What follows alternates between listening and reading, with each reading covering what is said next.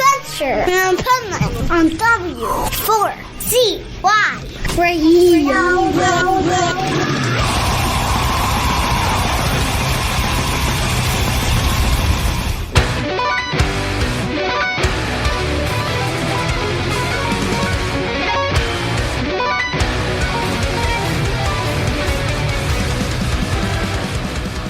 This is the Pipeman here on the Adventures of Pipeman W4CY Radio, and I'm here with Francesco from Fleshgod Apocalypse. And Veronica from Fleshgod Apocalypse. Nice. Here at Welcome to Rockville. Thank you, man. We feel welcome. Right? Yeah, indeed. What do you think of, first of all, this venue to play a festival? That's what she was saying right now. She said it's probably the best. The coolest thing I've ever experienced in my life, yes. Like, I do a lot of these festivals all over the U.S., U.K., and Europe, but I come here and I kind of fanboy out because it's like, I can drive on the Speedway? Thanks. Yeah, I mean, like, this is insane, for real. Like, yeah, it's the next level of, it's really, really insane. And the show was great as well, like, it's super hot, definitely, but yeah, it's like... it's a lifetime experience to be here because since we were a kid, like I was watching NASCAR and this kind of shit, and it was like, wow.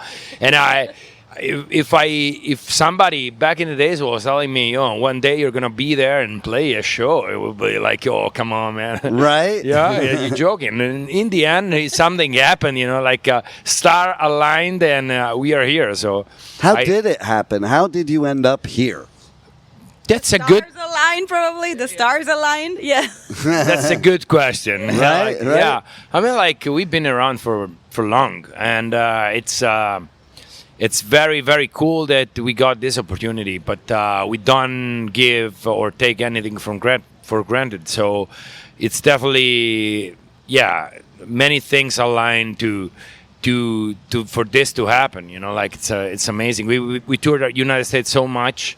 And I invested a lot of time, trying to, push the band here. And now we get this opportunity. Not many European bands can do it. So we are very, very proud of what we achieved. That's true. And is this the first Danny Wimmer festival you've done? In America, yes. It's like we did a bunch of festivals like... in the past decades, in wherever in the world, actually. Well, I mean, like Danny Wimmer runs these U.S. festivals, so that's what I was being like. The first one, yeah. Yeah, this is the first, and it's also the first American festival we play. Wow, that's great. Yeah. It is like, as I said, like I was telling that girl over there right now, like we did Heavy Montreal and Heavy Toronto back in the days. Yeah. And that's it. And then, we did festivals in Indonesia, festivals in Australia, festivals in South America, festival everywhere in the world, of course, Europe. But this is the first time we do it in the United States, and it's amazing. It's a great start, definitely. What's your favorite festival you've done in Europe? Probably between Wacken and Hellfest. But even Grasspop, we have so many good festivals. Hellfest is probably... That's my favorite. Best. That's my favorite. Like I do media coverage at festivals all over the U.S., Europe, UK. Hellfest, I remember the first time. I went to the one right after COVID with the 360 bands 2 weekends. And I was like... Now this is a festival, man. It was wild. It's like Woodstock style, Right. And I've done Grasspop too, which I really like a lot. Yeah. It's just a different vibe at Hellfest. It's like Grasspop's like most other festivals. Hellfest and Wacken are set apart. Yeah. They are standing out because, first of all, for the size and the organization and everything, but it's also probably everybody.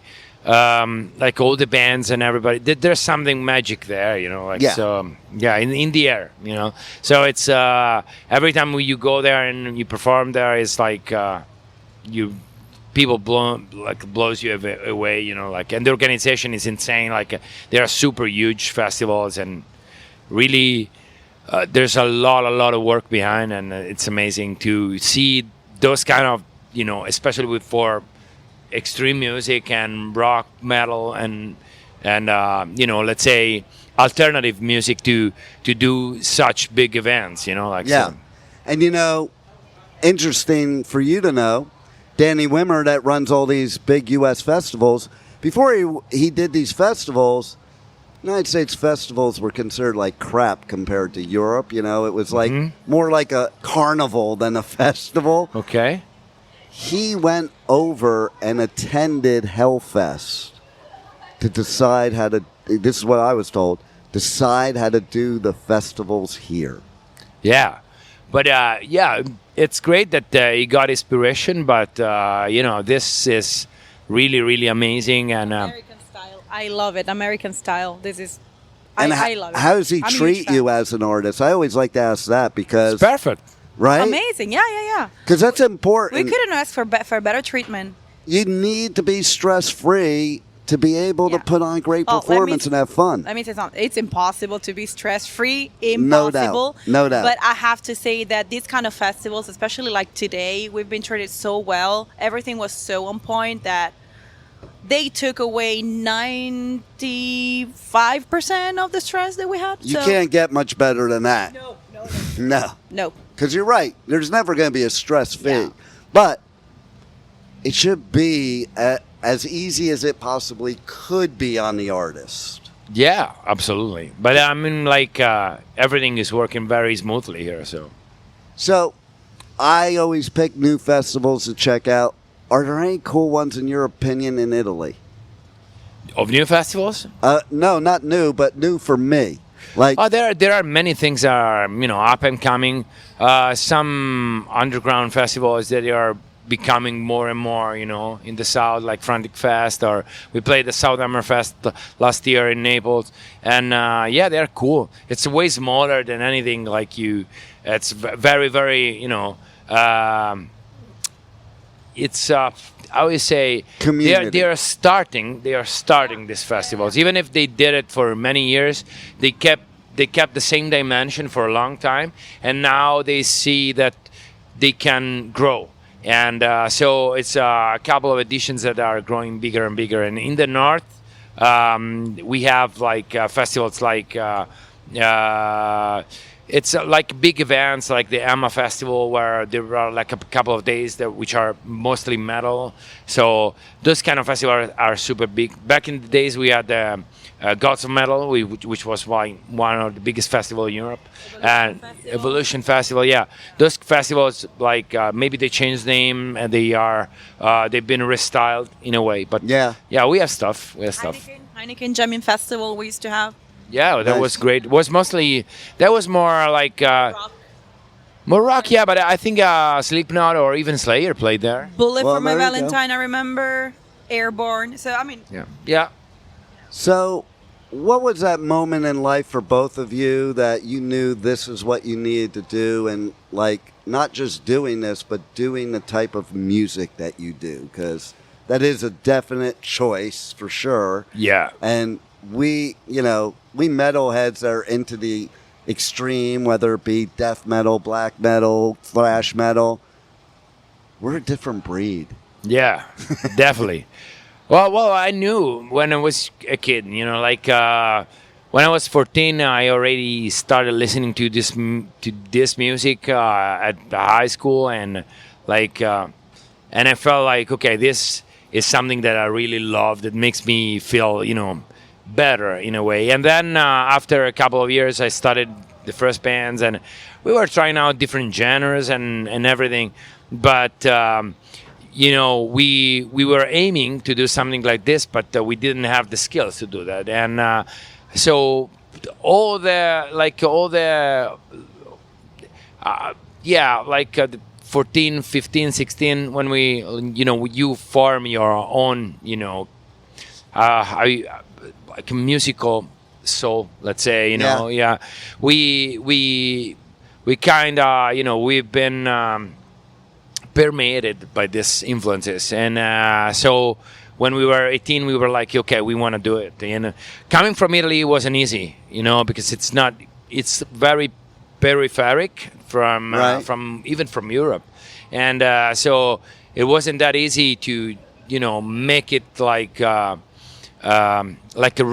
regular thing that was going on, and making a band something that was worth going around and touring and everything. So it took us years to do it, but I've never been more happy. I'm super happy with what we achieved so far, and we have like a bright future ahead. So we feel like we are doing what we are best at, and things are going well. So even if we struggled at the very beginning, and when I talk about beginning, it's years, not just months. Yeah. It was definitely to keep up going, even when we felt like things were very, very tough, and now we are kind of harvesting what we've done so far. I think that's key too, by the way, because I always say it takes 20 years to be an overnight success. Right? Well, you appreciate it even more because you worked so hard to achieve it, as he was saying, and the fact that we're still together. Most of us are still together after we've had hard times in the beginning, obviously, because that's what it's part of it. It's part of every family, as it's dark times, but we managed to survive the struggles, to keep on going, and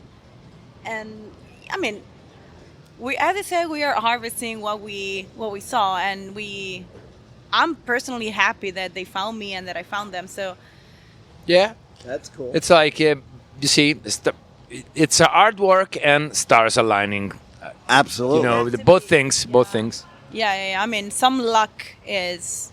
We're not in the 80s where you just play a random garage show in someone's basement, and the guy with $1,000 billion comes to you. Oh my God, you're gonna be superstar. It's but not like I'm that. thankful for that in a way, because I come from that time. I was on the Sunset Strip in the 80s, and listen, a lot of the bands I was friends with, they got thrown shit tons of money and shit tons of drugs, and they're broke now because the record labels did that so that they could make all the money and all that.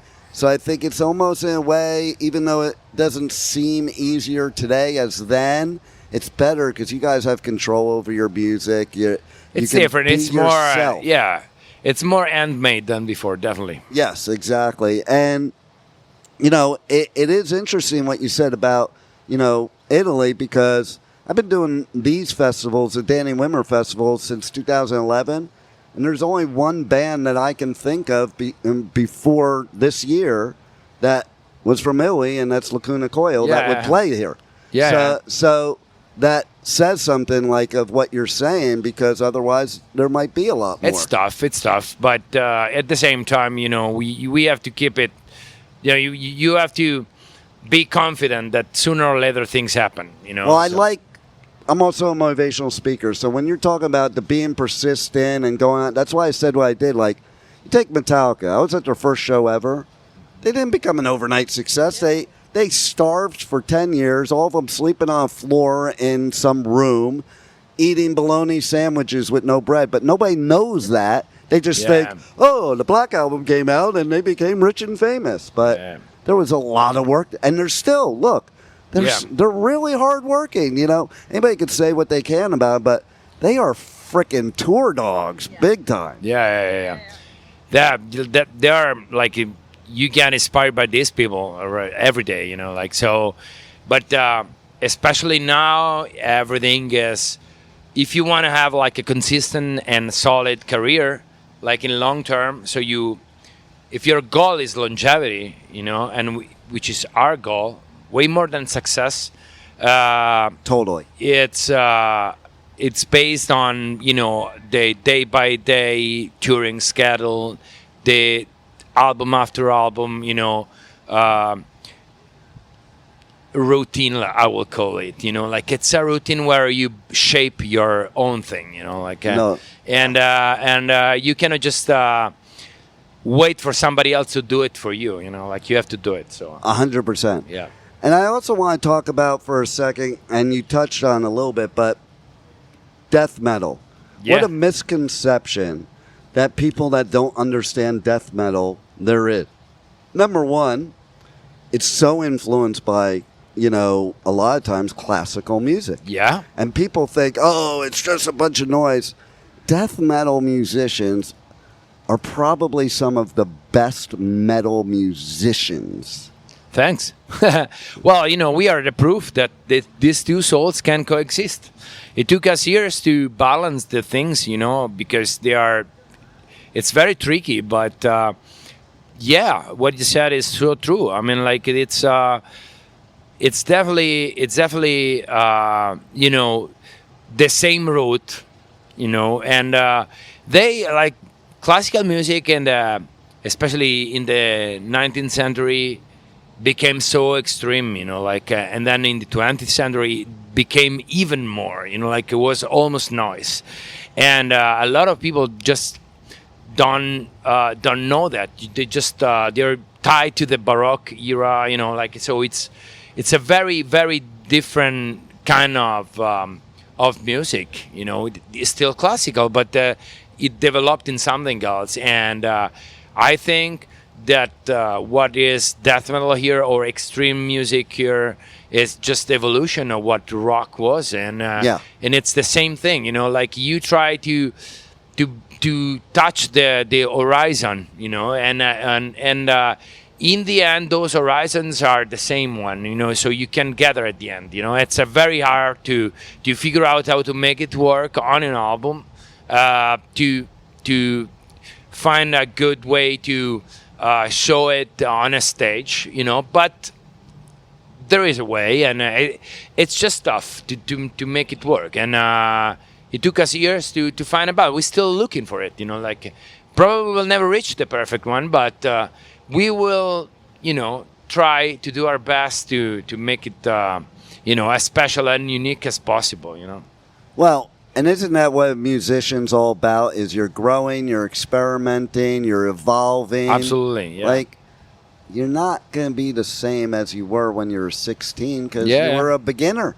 Yeah. You got to learn your craft, especially in what you do, because to me, death metal is very technical, so you better know what you're doing playing. You can't just pick up a guitar and just start making sounds. You can't just pound on the drums, and you can't. Takes singing. a while. The Takes singing. a while. I learned that when I was a teenager because I sang thrash metal and I had zero technique. Okay. My voice wouldn't last because of it. Yeah. You have to learn.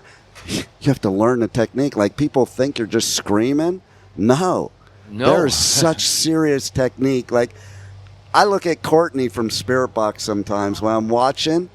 I'm like in awe of watching her mouth because I'm watching the technique and it's like different position, the palate, the lips, the tongue, even the tiny cartilage, like the tiny joints. Yeah. In between your jaw and your ears, they do a lot. Exactly. The diaphragm, obviously, but yeah, and that's how you can. She's awesome. Well, like. I was saying just this morning, her mouth opens up like it's a snake about to eat a rat. It's like this. Exactly. I know. Yeah. And I think that's important for people to know that how much work goes involved. Yeah, but I think people are realizing it because the scene is growing stronger and stronger. So exactly. So they are like there's a lot of support. So is there any talk now of doing other Danny Wimmer festivals here in the States? Yeah. We are, the Sonic Temple. Yeah, Sonic you're there Temple, next week. Yeah. We do it next week. And then we'll see. We'll see what the future brings. That's a cool vibe, too, because it's like a stadium. It's a little different than this, but it's a stadium. It's amazing. Yeah. You'll have a lot of fun. I have a trivia question from this venue, by the way. You see how all the seats up there are colored? Yeah. Do you know why that is? No, I don't.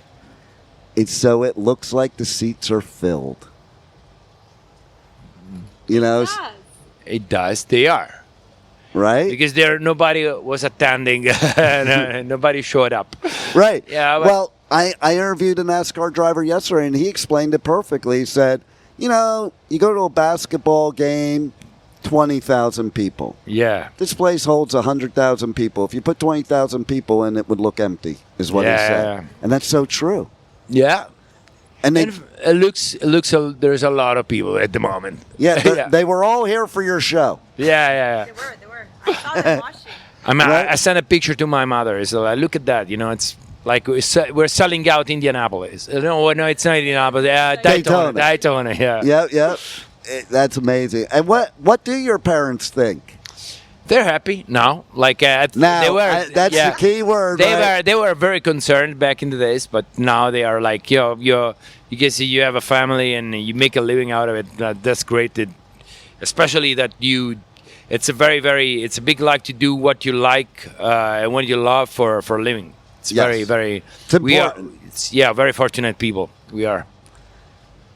I love hearing that because there's some bands that aren't happy. They're not having fun, and then this is the we live once, bro. wrong business for that. If you're not having fun doing the music part, the rest of it sucks. Yeah. As an I artist, mean, like it's we have one life. that's it. So why do we waste the only one opportunity that we have, complaining or whatever? Everybody, like, there is a lot of jealousy, a lot of this kind of things, but those kind of things don't belong to us. As I said, we're coming from a country where if you make it in the music business, you are an exception and you are just like, you are super, super lucky. So you're the exception. I'm saying it. Then. Oh well, thanks. But we feel like we are very, very lucky, and what we do is very unique. So we are also very grateful because people love us for who we are, and we don't have to enter any trend or anything. We are this, and they take it for what it is. I And always that's amazing. say. And that's super amazing. So there's no compromise. It's like only positive sides. But if you start overthinking, then you can get depressed because a lot of things don't work in the industry, of course. Exactly. But who cares? I mean, like there is no industry where everything works. No, none at all. You know? Yeah. So See, and that attitude, and also, I think it's very important. I talk about it all the time. You have to do you when you're playing music, because if you start catering to the audience, you're not going to be authentic and not very good. I was about to say that we do what we love, and I think that people understand that if they feel it. So we don't have to, pursue any, as you said, any trend or anything that belongs to other genres, just to make it. We want to make it with what we love the most, and I'm pretty sure that we are doing it, and people know it, and so people just come to the show because they see us loving what we do, and they love, they have fun because we're natural on stage. yeah, and also you can do it like unless you are the biggest actor, you can do it for two shows. When it comes to be like playing 100 shows a year, 150 shows a year, it starts to be very complicated to pretend, And you can always tell. As somebody that's viewing it, I can tell if they're having fun or if they're just dialing it in. Yeah. And, the fact is, I've been saying a lot, too, is if you're having fun and you're doing you, then you're being authentic, you're doing you, and you will attract your people. Yeah, genuinely. Yeah. You don't have to convert anybody to be a fan. They are a fan because you're being you, and they feel the same way. They like you. They like Yes. what you are, and not what you want to be or what you're pretending to be, which is the key to me. Yeah. To be myself on stage and sing freely. Yeah, So totally. I totally agree. Any final words you want to give the listeners? Yeah. Thank you for helping us to making this happen, and thank you for the interview. We always appreciate, the support, and people that spread the word. Yeah, so thank you very much. And see you around in the United States we still have like 14 shows, and then Nice. yeah, and then we take a little bit of a break for maybe some new stuff, and then we'll probably be back in 27 or 28. So Good we can't deal. wait. Love In it. the meantime, I don't know. Let's please book us for other NASCAR-themed festivals, because I love it. And stop putting fucking pineapple on pizzas. Please. Yes. No, don't, wait. don't. Wait. That, This is fucking wrong. We should have started here because, okay, I'm Italian. I'm from New York and New Jersey. That is fucking sacrilegious to put pineapple on pizza. I don't care who you are. It is wrong. It's simply, it's so simple. Just don't do it. Exactly. There's a lot of other ingredients you can put on. Just don't do that. Yeah. No need for pineapple. Yeah. Period. I mean, bacon is like on the edge is okay, but come on, no pineapple, please. Yeah. Thank you. Thank you for saying that. That was the best part of the interview. Okay. Just to cut everything else and just put that. Yeah, because that It's going frustrates to be 5 me. seconds interview. If I go with somebody to a pizza place and they order pineapple on the menu, I'm throwing the pineapple in the garbage, man. I love you, man. All right. Thanks a lot for being on the Adventures of Pipeman. Thank you. Thank you for listening to the Adventures of Pipeman on W4CY Radio.